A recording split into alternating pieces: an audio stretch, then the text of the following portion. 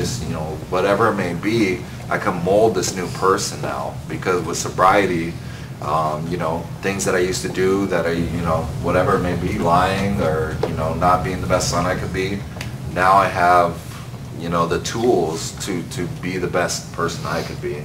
And that's something, I mean, you can't get anywhere else. The confidence that they give you, I mean, that's a big thing. My confidence in the last 2 months has gone from I'm an addict, I'm a loser, I'm a horrible son, I've stolen, to I'm somebody. Somebody cares about me outside of my family. Someone's going to benefit from me. And now I'm starting to respect myself more. And once again, the confidence is just something you can't get anywhere else, or I haven't got it anywhere else. It's amazing. So, quick survey by a raise of hands, and I know somebody knows what I'm going to ask, but I'm going to do it anyways. So, what's our statistic here? Nobody ever has to use drugs or alcohol again. Right? Nobody ever has to use drugs again. That's 100%. That's not look to your left and look to your right, and they're not going to be here.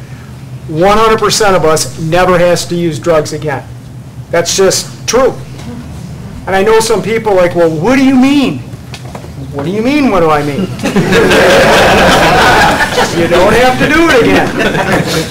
What do you mean? I just said it. You don't have to do it again. You may struggle with it. You may think about it, but that doesn't mean you automatically have to do it. It just means I'm thinking about that again, right? So 100% of people don't have to use drugs again. And if you're struggling with that, keep coming around here and you'll know what we're talking about. You don't have to do it. Who? Andy, go ahead, buddy. One awesome thing that I've got out of the lifestyle here is just a vision out of what I really want out of my life. And I think it's pretty common for people here that it's consistent work and action makes that possible and obtainable. And that's, it built up self-worth and self-esteem and confidence that I can, you know, reach them or reach that balanced, healthy life that, you know, I've been wanting my whole time of trying to get sober in the past. Like Eric was talking about, I had a brief 9 months some years back, and I was miserable. And it, you know what the problem was? The trauma and the root cause of it never got addressed, and that was never asked. And then by asking that, and then the choice that we don't ever have to pick up again, gave me the opportunity to put everything else in line. Wow.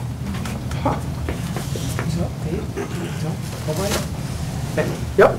Jim?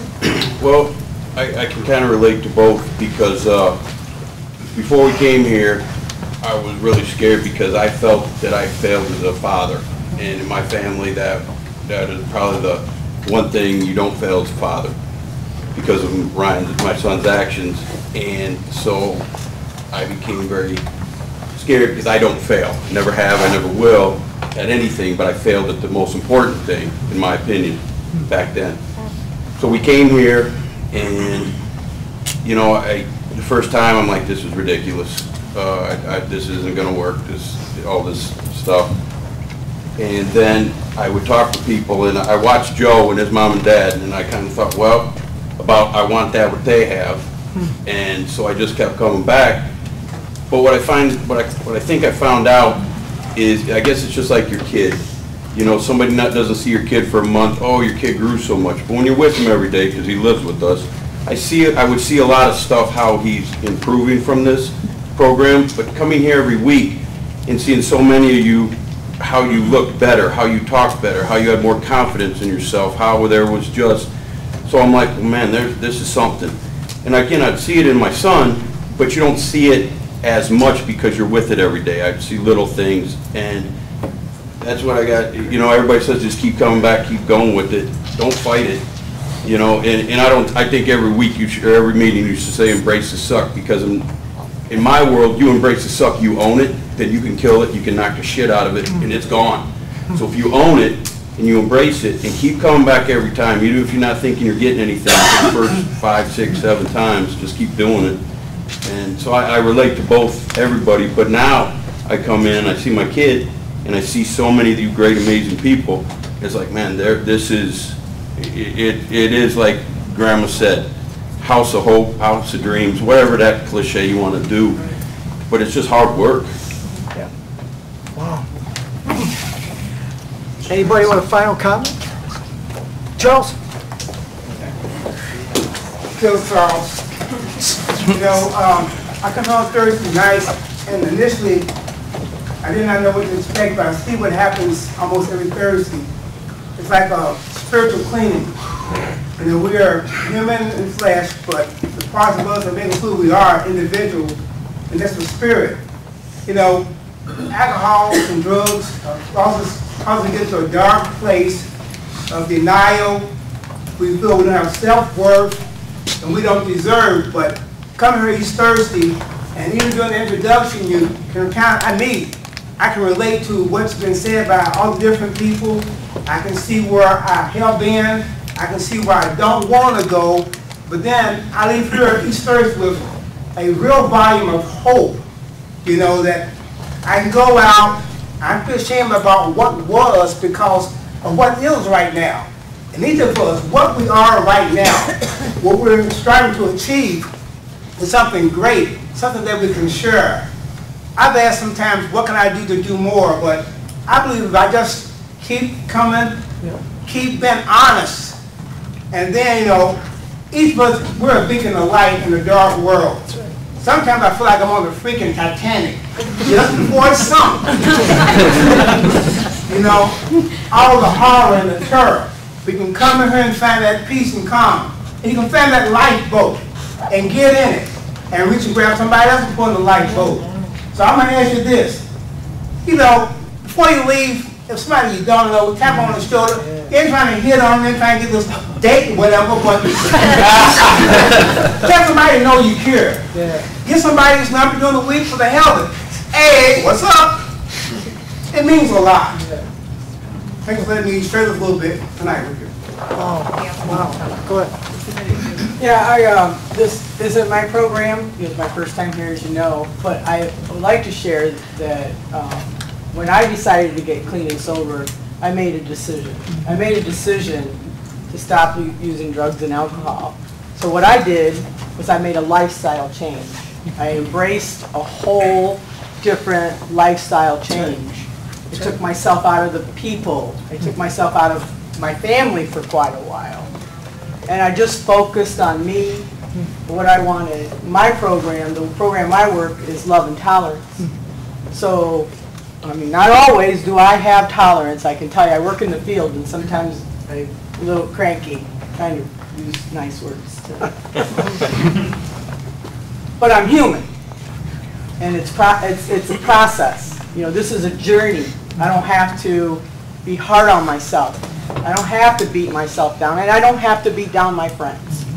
You know, women come back to me no matter what because I love them no matter what they've done, where they've been, where they're going. They come to my house and sit in my house, and we're going to get through it because that's what we do. And I believe in recovery. I know I do not ever have to pick up again, and that's how we do it. We just don't use. I like what you said. We just don't use. It's that simple. Just don't use. It's a thought. You know, people say, "Oh, I'm having." No, you're not having a craving. You're through with detox. You know, you're having a thought. Now, just don't act on it. Now, this is for me. I'm not telling anybody what to do. Please don't think I'm assertive. It's just a thought, and I don't have to act on it. You know, and when I'm struggling, like my friend over there who admitted she's struggling, I reach out. I call somebody, and I go there, and I will cry or do whatever I got to do because, you know, I got anger issues. I mean, I could go do a nice lead here, but I won't. You know, I got issues. But today I'm not afraid to say what they are because I know that my demons will take me out there if I let them. But I'm not gonna let them, because I made a decision to make a lifestyle change. My grandchildren have never seen me high or drunk, you know? My children followed me into recovery. It's a beautiful life. You just gotta do it, man. You just gotta do it. So, I don't know, just thought I'd throw that in there, Todd. Well said. Who has their closing poem? Patrick. Autobiography in 5 short chapters by Portia Nelson. I walk down the street, there's a deep hole in the sidewalk, I fall in. I'm lost, I'm hopeless, it isn't my fault. It takes forever to find a way out. I walk down the same street, there's a deep hole in the sidewalk, I pretend I don't see it. I fall in again. I can't believe I'm in the same place, but it isn't my fault. It takes a long time to get out. I walk down the same street, there's a deep hole in the sidewalk, I see it is there, I still fall in, it's a habit. My eyes are open. I know where I am, it is my fault. I get out immediately. I walk down the same street, there's a deep hole in the sidewalk, I walk around it. I walk down another street. Thanks for coming, everyone!